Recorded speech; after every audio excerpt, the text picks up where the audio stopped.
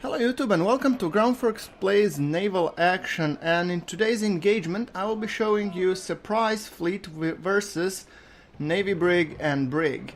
And my Surprise Fleet being me in a Surprise and two, I think it's one Pickle and one Lynx. Those are my fleet, so that's what I've been doing wrong. In the previous engagements I was fighting Master and Commander missions alone, and I was outgunned because those are for the frigates and the fifth rates. So there was always chance that I was fighting either, Renommee is not outgunning me, but I was also having a fight with another frigate, which was outgunning me heavily. And here I'm fighting a Mercury, I think, and a Navy Brig. So, here I will be fighting them both, and these two, my two other guys, are basically for their target practice, I guess.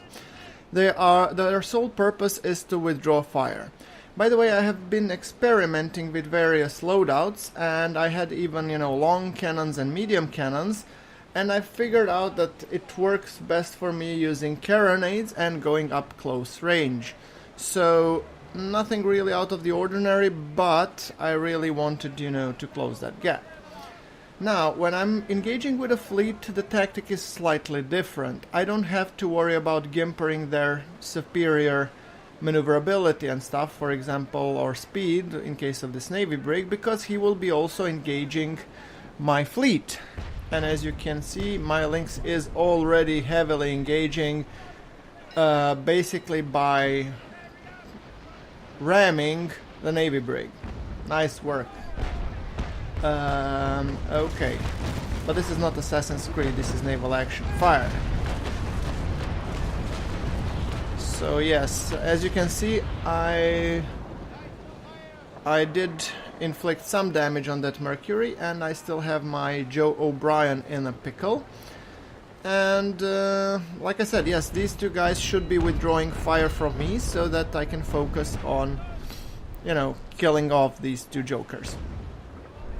Now, the plan seems to be working because they are already focusing Jacob Cronkite instead of me, which I found very interesting and helpful. While I decided to focus, I think I'm gonna go first for the Mercury, although I'm not gonna surpass any opportunities that present itself, and I'm thinking that I'm gonna take hard to port and actually go broadside to broadside with Simont Vassal over here, because that would also prevent the Mercury from firing at me. So that is one of the tactics that I intend to use. Use his own teammate as a shield, because I don't think AI is the sharpest tool in the book. So let's fire. Whoa, nice.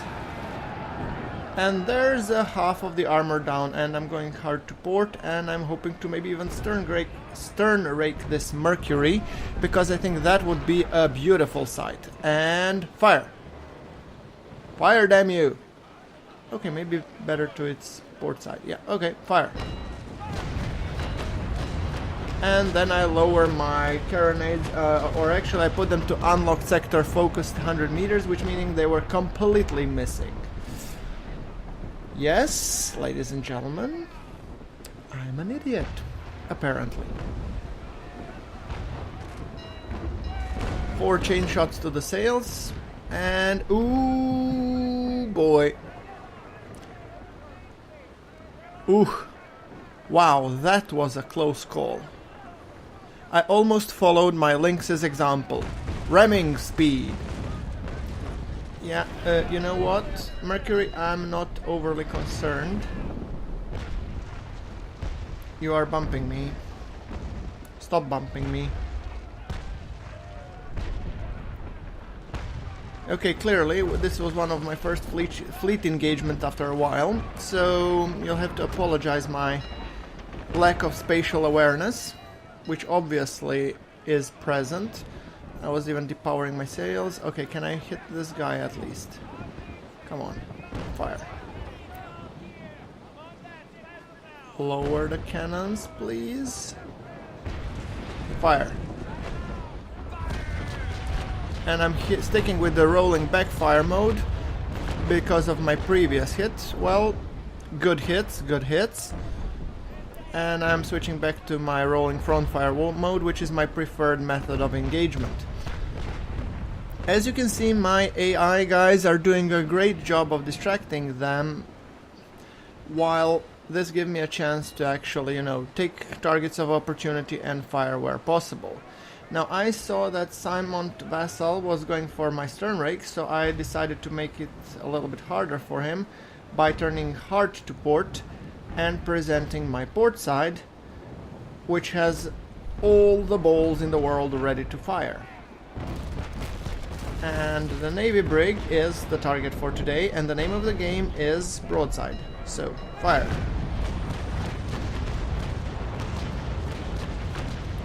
It was also helpful the fact that I was turning a little bit hard here, just to ensure that most of my cannonballs do land. Or carronade balls, yes.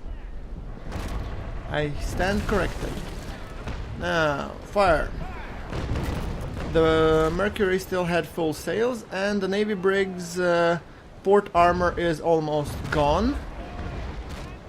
So might as well use that. Let's focus and fire. Fire! And as I'm hitting him, his structure goes down, hull goes down, and that's very, very nice. So I have a notion that the Navy Brig won't be sticking around much longer. I have to switch back to the rolling front fire mode, and now I'm heading for a possible stern rake. I'm thinking about it, I'm not sure yet. Depends on how he turns, I guess. Oh, but I have a Mercury here to hit. Oh, the choices. No, he's gonna tank me with the broadside. Okay, well, fire. Wish granted. Goodbye, and thanks for the fish. Now, Mercury, where are you? Oh, here you are, ready to take on some loving. That is just beautiful. Fire. Well, I have to oblige. When he presents himself so nicely, I feel obliged to, you know, return the favor. Now, speaking about this Mercury, he is trying to stern rake me, and most likely he might even succeed. But I'm trying to make that hard for him and tank with my port side, which has lower armor, but it has also ready and loaded cannons. So I don't want to miss the opportunity to return the favor. 3, 2, 1. Fire. Dot, dot, dot, dot, dot, dot, dot, dot, dot. Ooh, very, very nice. Reload shock. Yes, and should we go now for the stern rake? I think so. Well, the Navy Brig has gone to the Davy Jones's locker, which means there's only this Mercury to contend with. And I think that will be fixed by the quick order of business here. Not random fire mode, rolling front, and fire! You heard the guy. Hull shock crew, well, yes. That's how we do business around here.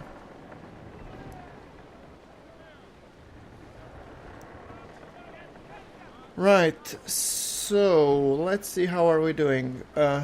Mercury starboard armor is up, and he has stopped, which is putting me in a favorable position where I can maneuver around and hopefully attack his, well, port side, which is better armored, but I don't care. And I actually might go for the stern rake. Yeah, I'm thinking the stern rake might work well here. Because I wanted to also to see if I can loot the Navy Brig, yes. And fire. Ooh, this is nice. Now, let's see if we can loot the Navy Brig. Come on. Give me some upgrades. Can we? Please? Look, I'm slowing down below 2 knots. Come on. Give me some loot. Oh, there was it. Yes! Boatswain! Well, I'll take it. Thank you. Now, time to leave.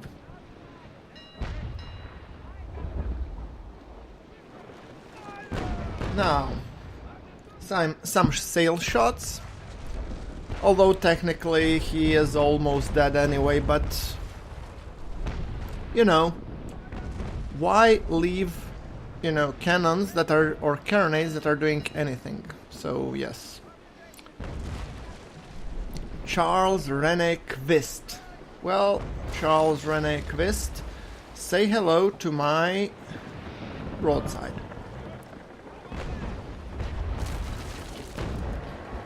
A little bit higher up. Fire! And sometimes these carronade balls don't really look like carronade balls. They more look like, I don't know, balloons or stones that we're throwing. But okay, I'm game. Now, having said that, I believe the Mercury is down for the count. I mean, technically it's not yet, but it's only a matter of seconds until he sinks, which I guess will lead us to the end of this episode. So, like if you like, hit subscribe for more naval action content. Let me know what your questions are. If you have any, I might be answering them in the future videos. And until the next time, I would guess I will be thanking you all for watching, and I will be signing off the moment this guy sinks.